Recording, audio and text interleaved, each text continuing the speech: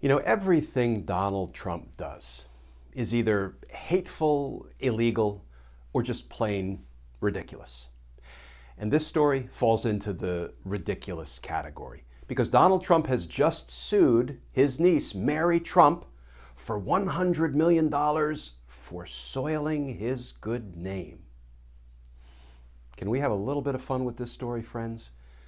Because being able to laugh every once in a while as a distraction from the mess that we are all in, like justice, matters.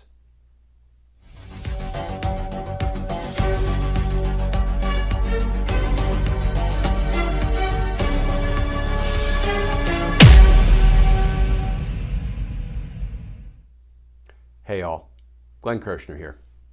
So Donald Trump has sued his niece, Mary Trump, and the New York Times for having the nerve to speak the truth about the fact that he is a fraud and a tax cheat. Here's how the New York Times is reporting the story. Headline: Trump sues his niece and the New York Times over leaked tax documents. The article begins: Former President Donald J. Trump filed a lawsuit on Tuesday accusing Mary L. Trump, the New York Times, and 3 of its reporters of conspiring in an insidious plot to improperly obtain his confidential tax records and exploit their use in news articles and a book. The lawsuit claims that the Times reporters, as part of an effort to obtain the tax records, relentlessly sought out Ms. Trump, the former president's niece, and persuaded her to, quote, smuggle the records out of her attorney's office and turn them over to the Times.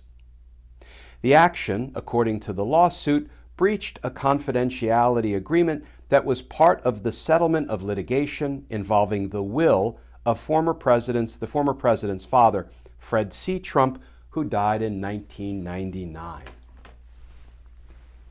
Well, friends, let's first take on the smuggling allegation. It's being reported that Mary Trump had lawful access to and possession of those documents that happened to be in her lawyer's office.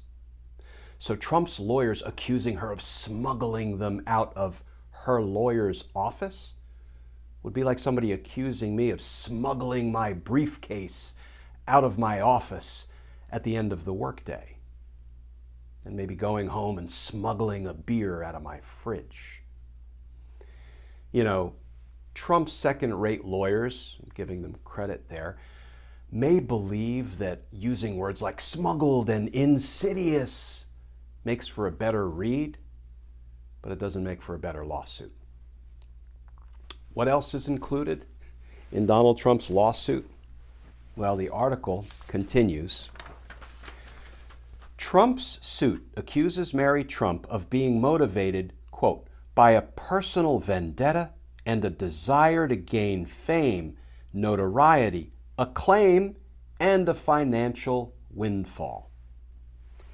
And friends, let's face it, if there's anybody who knows what it's like to be motivated by a personal vendetta and a desire to gain fame, notoriety, acclaim, and a financial windfall, it's the orange one. So Mary Trump's lawyer issued a statement rebutting this nonsensical lawsuit filed by Donald Trump. Here's what Mary Trump's lawyer said. This is the latest in a long line of frivolous lawsuits brought by Donald Trump that target truthful speech and important journalism on issues of public concern. It is doomed to failure, like the rest of his baseless efforts to chill freedom of speech and of the press.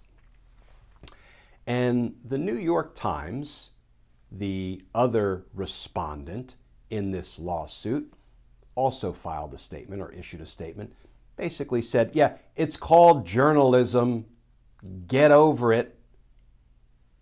That's not precisely what they said. Here's what they actually said. The Times coverage of Donald Trump's taxes helped inform the public through meticulous reporting on a subject of overriding public interest. This lawsuit is an attempt to silence independent news organizations, and we plan to vigorously defend against it. Friends, here's the thing.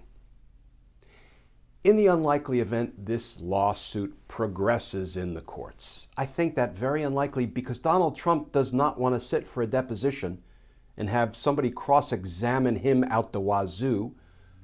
It's a legal term, out the wazoo. There's no way he's going to ever sit for a deposition because after answering the question, please state your name, I don't think he could answer another question truthfully if his life depended on it.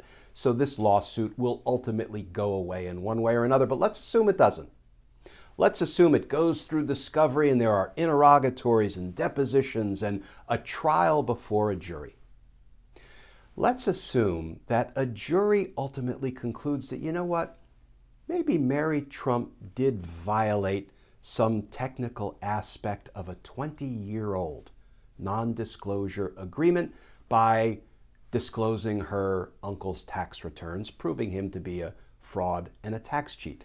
So the jury, and we've seen this happen before in civil litigation, might say something like, we, the jury, find for the plaintiff, Donald Trump, and we award him in damages $1.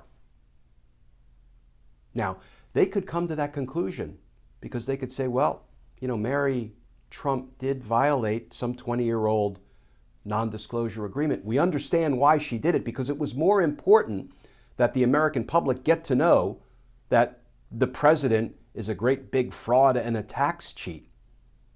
And there really are no damages that were suffered by Donald Trump because it's impossible to soil his name. So a jury could award $1 in damages. Civil juries have done that before, plenty of times. Not that Donald Trump doesn't need $1, as deep in debt as he is, but friends, this lawsuit ultimately is going nowhere. You know why? Because justice matters.